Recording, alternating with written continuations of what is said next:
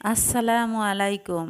কাছে এবং দূরে যে যেখান থেকে শারমিন লাইফস্টাইল ভিডিওটি যারা দেখছো তাদের প্রতি দোয়া এবং ভালোবাসা দিয়ে শুরু করছি আজকের এই ব্লগটি।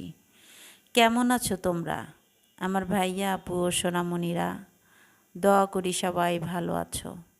আমরা যেহেতু গৃহিণী তাই প্রতিদিন ঘরের কাজ দিয়ে শুরু হয় আমাদের দিনের সূচনা। ঘরটি যেমনই হোক, কুঁড়ে বা প্রাসাদ, এটাকে গুছিয়ে রাখার দায়িত্বটা আমাদের। একটি পরিবার পরিপাটি রাখার জন্য কুঁড়ে ঘরকেও গুছিয়ে রাখা প্রয়োজন। তাতে মনও ভালো থাকে, প্রশান্তিও মেলে। যাই হোক, আমি বেশ গুছিয়ে কথা বলতে পারি না। মহান আল্লাহ যাদেরকে সর্বগুণে গুণান্বিত করেন নাই, আমি হয়তোবা তাদের মধ্যেই একজন। তবে তার প্রতি আমার কোনো অভিযোগ নেই। হয়তো আমাকে এভাবেই সৃষ্টি করে তিনি খুশি হয়েছেন। এখন বেলা 11:30। তাড়াতাড়ি রান্না বসাতে হবে। ছোট ছেলে খেয়ে স্কুলে যাবে, ওর পরীক্ষা চলছে। বড় ছেলে দেশে নাই, তাই রান্নার চাপটাও বেশি না। বড় ছেলে খাবার নিয়ে একটু রকমারি ব্যবহার করে, ছোট ছেলে একটু কম। ওকে সহজে বোঝানো যায়, মানে আমাকে একটু বোঝে। আর বড় ছেলে ঠিক ওর বাবার মতো। সেটাকে আমি যদিও একটু মিস করি। আই মিস ইউ বাবা। যাই হোক, মা তোমাকে অনেক ভালোবাসে, নিজের প্রতি খেয়াল রেখো বাবা।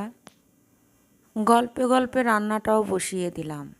আজকে রান্নাতে আহামরি কিছু না, ওই করল্লা ভাজি আর পাবদা মাছ। রান্নাটা হচ্ছে শিল্প, এক একজন এক এক রকমভাবে রান্না করে, তবে আমি অতি অল্প আর সহজভাবে রান্না করে থাকি। এই যেমন করল্লাটা কেটে নিয়েছি, বেশি করে একটু পেঁয়াজ আর একটু আলু, তারপর তেলের উপর ছেড়ে দিয়ে একটু নাড়াচাড়া দিয়ে সম্পূর্ণ করলাম, ব্যাস। এতে খেতে বেশ মজাই লাগে। তো এটা আরও ভিন্নভাবে রান্না করা যায়, তবে আমি মূলত এভাবেই রান্না করি। কে কোনভাবে রান্না করো প্লিজ আমাকে একটু কমেন্টসের মাধ্যমে জানিয়ে দিও। পাবদা মাছের ঝোলটাও আমি নর্মাল মাছের মতো রান্না করি।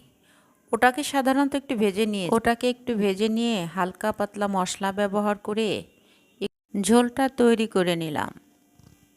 গরম ভাতের সাথে খেতে বেশ মজাই লাগে।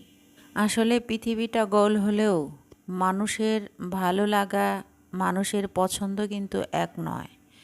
এক একজনের ভালো লাগা, এক একজনের পছন্দ কিন্তু এক এক রকম। আমরা মূলত করি কি, আমাদের ভালো লাগা, আমাদের পছন্দটাকেই বেশি প্রাধান্য দিয়ে থাকি।